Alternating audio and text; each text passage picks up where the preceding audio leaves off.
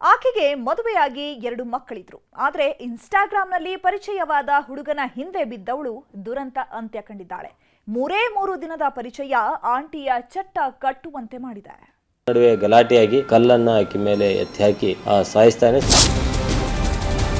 ಮೊದಲೆಲ್ಲ ಪ್ರೀತಿ ಪ್ರೇಮ ಅಂದ್ರೆ ಕಣ್ಣಲ್ಲೇ ಶುರುವಾಗೋದು. ಒಬ್ರಿಗೊಬ್ರು ಮಾತಾಡುವುದಕ್ಕೇನೆ ತಿಂಗಳುಗಳು ಬೇಕಿತ್ತು. ಕೊನೆಗೆ ಪ್ರೇಮ ನಿವೇದನೆ ಮಾಡಬೇಕು ಅಂದ್ರೆ ವರ್ಷಗಳೇ ಉರುಳುತ್ತಿದ್ದವು. ಆದ್ರೀಗ ಕಾಲ ಬದಲಾಗಿದೆ ಬಿಡಿ.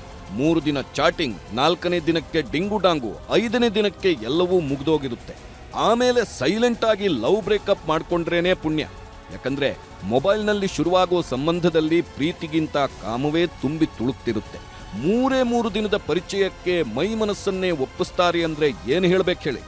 ಗಂಡ ಇದ್ರೂ ಕಂಡೋನ್ ಜೊತೆಗೆ ರೌಂಡ್ಸ್ ಹೊಡೆಯೋದಕ್ಕೆ ಬಂದವಳು ಬೀದಿ ಹೆಣವಾಗಿದ್ದಾಳೆ. ಇನ್ಸ್ಟಾಗ್ರಾಂನಲ್ಲಿ ಪರಿಚಯವಾದ 3 ದಿನಕ್ಕೆ ಕಾಮದ ಕಗ್ಗೊಲೆಯೇ ನಡೆದು ಹೋಗಿದೆ.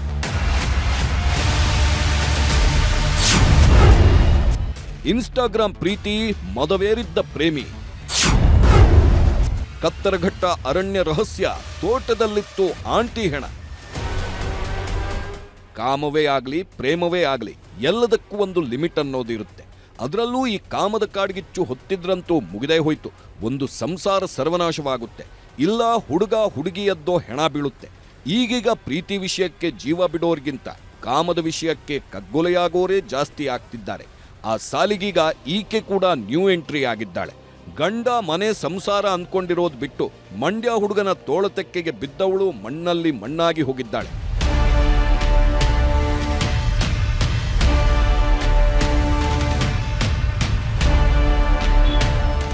ಇವರಿಬ್ಬರ ಸಂಬಂಧವನ್ನ ಪ್ರೀತಿ ಅನ್ನೋದಕ್ಕೆ ಮನಸ್ಸು ಒಪ್ತಿಲ್ಲ. ಸ್ನೇಹನ ಅನ್ನೋದಕ್ಕೆ ಅದರ ಬೆಲೆಯೇ ಇವರಿಗೆ ಗೊತ್ತಿರಲಿಲ್ಲ. ಯಾಕಂದ್ರೆ ಪ್ರೀತಿ ಹೆಸರಲ್ಲಿ ಮಾಡಿದ್ದೆಲ್ಲ ಖುಲ್ಲಾ ಕೆಲಸ. ಇವಳ ಹೆಸರು ಪ್ರೀತಿ ಅಂತ. ಅದ್ಯಾವ ಘಳಿಗೆಯಲ್ಲಿ ಈಕೆಗೆ ಪ್ರೀತಿ ಅಂತ ಹೆಸರಿಟ್ರೋ ಕಂಡೋರ್ ಜೊತೆಗೆಲ್ಲ ಪ್ರೀತಿ ಹಂಚಿಕೊಳ್ಳೋದಕ್ಕೆ ಶುರು ಮಾಡಿದ್ದಾಳೆ. ಹಾಸನ ಜಿಲ್ಲೆಯ ಹೊಸಕೊಪ್ಪಲು ಗ್ರಾಮದ ಪ್ರೀತಿಗೆ ಈಗಾಗಲೇ ಮದುವೆಯಾಗಿ ಸಂಸಾರವನ್ನೂ ನಡೆಸ್ತಿದ್ಲು. ಗಂಡನ ಜೊತೆಗೆ ಅದೆಷ್ಟು ಚೆನ್ನಾಗಿದ್ಲೋ ಆ ಪರಮಾತ್ಮನಿಗೇ ಗೊತ್ತು. ಯಾಕಂದ್ರೆ ಇನ್ಸ್ಟಾಗ್ರಾಂನಲ್ಲಿ ಪರಿಚಯವಾದ 3 ದಿನಕ್ಕೆ ಕಂಡೋರ ಜೊತೆ ಜಿಂಗಾಲಾಲ ಶುರು ಮಾಡ್ತಾಳೆ ಅಂದ್ರೆ ಇವಳು ನಿಜವಾದ ಸತಿ ಶಿರೋಮಣಿನೇ ಬಿಡಿ.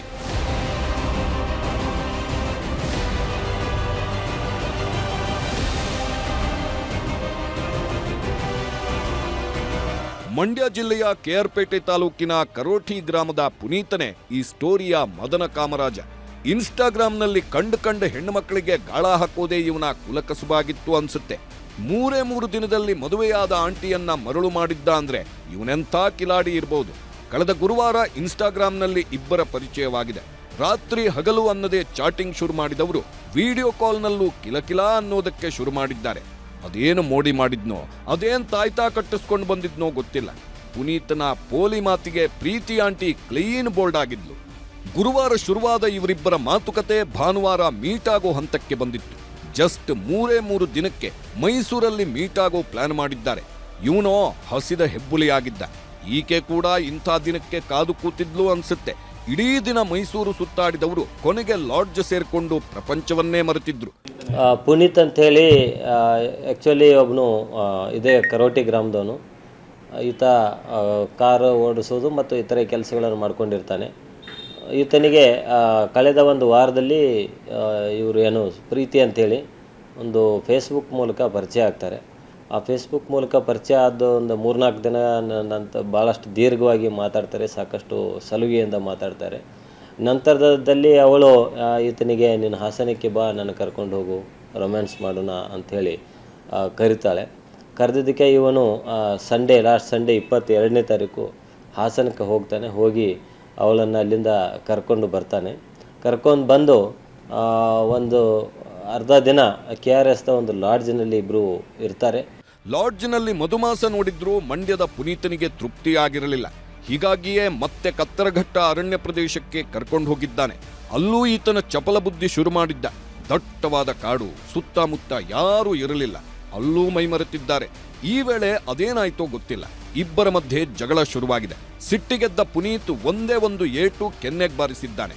ಪ್ರಿಯಕರನ ಹೊಡೆತಕ್ಕೆ ಕುಸಿದು ಬಿದ್ದವಳು ಅಲ್ಲೇ ಉಸಿರು ಚೆಲ್ಲಿದ್ದು.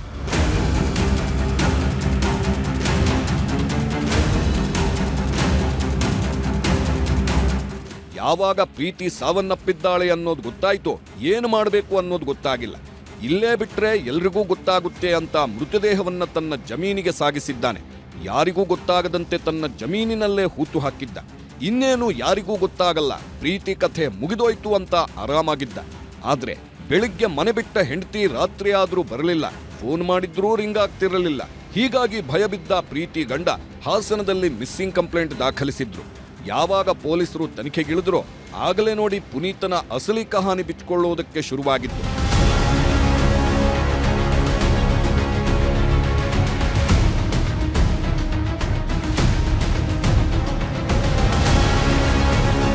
ಪ್ರೀತಿ ಆಂಟಿಯ ಮೊಬೈಲ್ಗೆ ಕಾಲ್ ಮಾಡ್ತಿದ್ದಂತೆ ಪುನೀತನೇ ರಿಸೀವ್ ಮಾಡಿದ್ದ.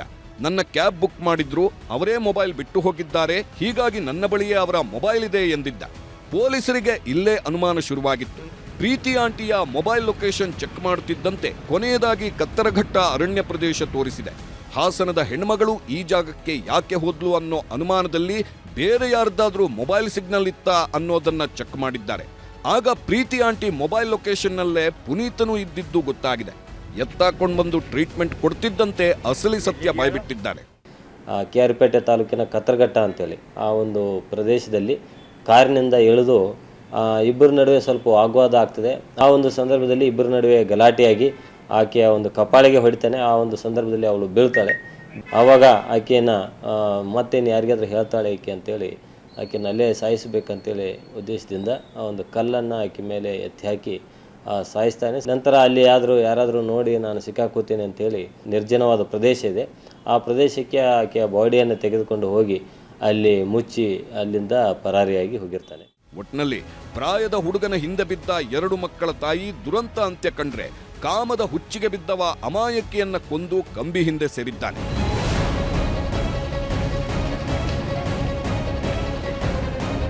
ಸುನಿಲ್ ಗೌಡ, ನ್ಯೂಸ್ 18 ಮಂಡ್ಯ.